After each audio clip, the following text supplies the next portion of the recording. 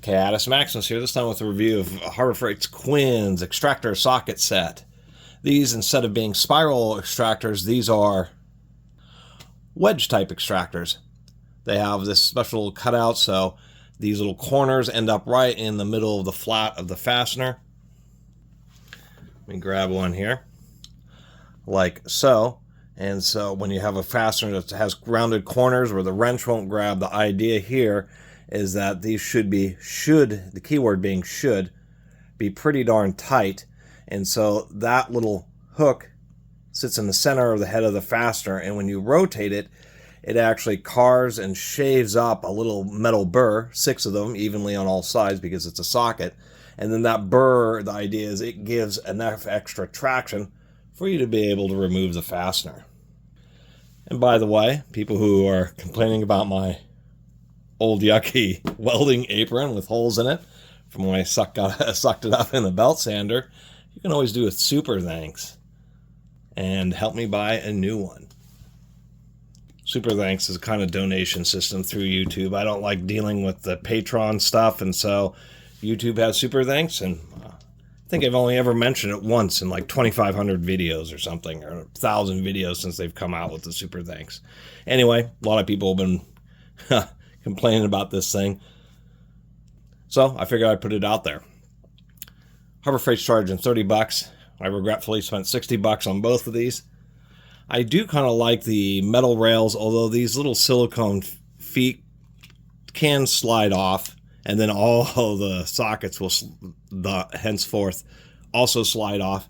If you don't like that, I realize that you could just take a pair of pliers and just pinch a little bit here on each corner of the tracks. Then you don't have to worry about this, and the sockets won't slide off.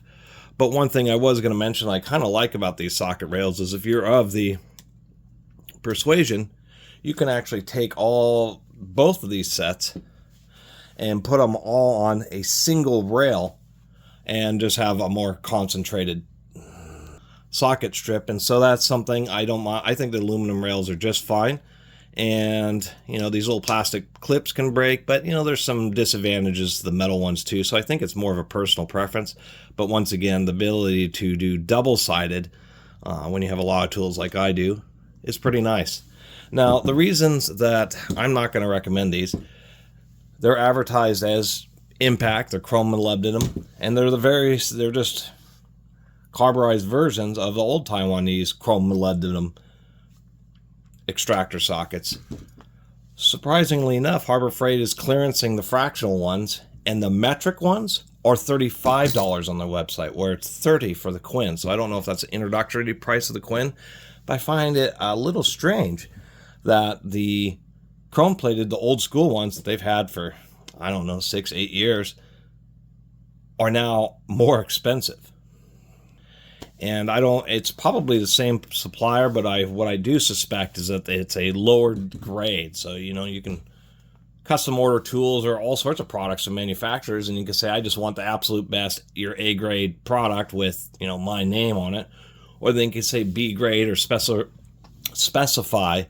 the overall tolerances. And then fiddling around with both a 1/2 inch and a 14 millimeter fastener, what I was noticing is this.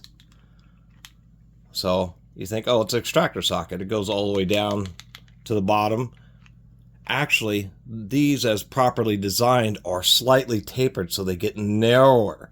So when you put these sockets on a fastener that's rounded, that taper is supposed to really lock in right into the center to make them more effective. And if they fall all the way down like this and already have this much play, then that means a stripped fastener is just going to get stripped even more, because these little hooks won't be able to raise that burr. Instead, they'll just shave off whatever little bit of metal is remaining. And it's the same situation here with this 1/2 inch. Goes all the way down to the bottom of the socket. And you think, well, that's you know, how they are. That actually is not how they are. If we take the older school ones, which were a higher degree of tolerance, if we try to put this 1/2 inch fastener in there, we can see that we can't even get this. There we go. I can barely even get the head all the way in there. And people have had some good comments about these, and I can understand that, because being this tight of a fit means that when you put on the socket, you may have to tap it down, but that really drives those wedges right into the side of the fastener and allows it to work up the burr. And a small difference in tolerance like that on an extractor socket set like this makes the difference. And it's the same thing with the 14 millimeter. This goes a little bit deeper, but as you can see, it still does not go all the way down into the fastener. And we can see that it's actually seized and locked up in there. And that was the biggest disappointment. And then I was noticing something else here. Some of these just don't seem to be very well broached. Let's take the 13 millimeter for example. And this is where not only the internal tolerances, how tight these things fit around bolts is worse, but it's almost like they're using a more worn out broach or something. But here, both of these, that's the 13 millimeter here and here. But if we look, it's just a little bit shallow. Come on. The little hooks just aren't quite as sharp as this older unit, which as you can see has a real defined, really strong broaching. It was like this one was made with a, a broach that was getting worn out. Here's another example between the two 3/8 units. Is the older one, really nice, definitive broaching, and this one, I mean, you can see on some of these corners here, it was like the broach was just worn out and there's barely any hook. And you really need a strong hook. This little area, relief here, is an area for that burr to rise up into when you're using these sockets. But you can see, this socket's probably going to work pretty well because it has very aggressive broaching and teeth, where this one, it would barely work. This is just like a fluted regular socket. It's been so poorly broached.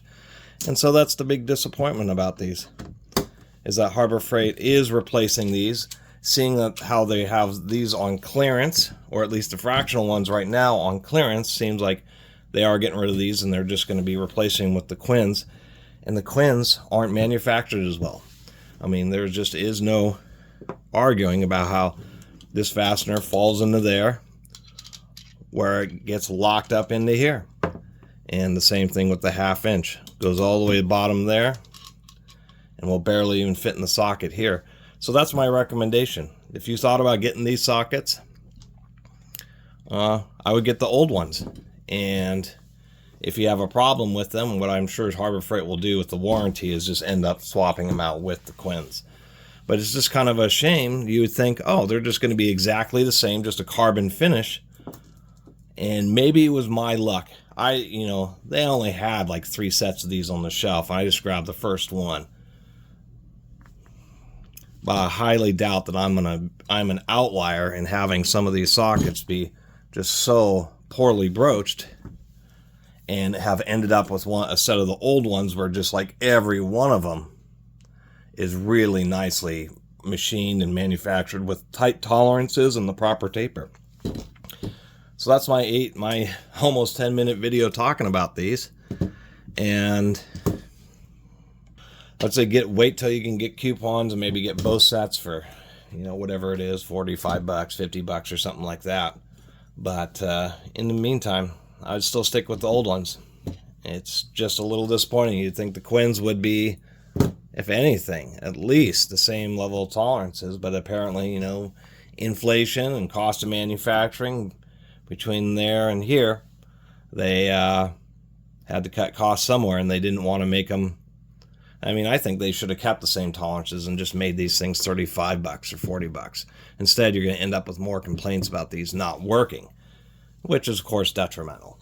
Anyway, thanks for watching. What won't be detrimental is just picked up Mortal Engines on 4K, and apparently this is one of the movies to get on 4K, and if you haven't seen it, it's kind of a movie right up this channel's alley, all about heavy-duty mechanics and machinery. And apparently it did not do very well in the theaters, but it's a really great 4K to have.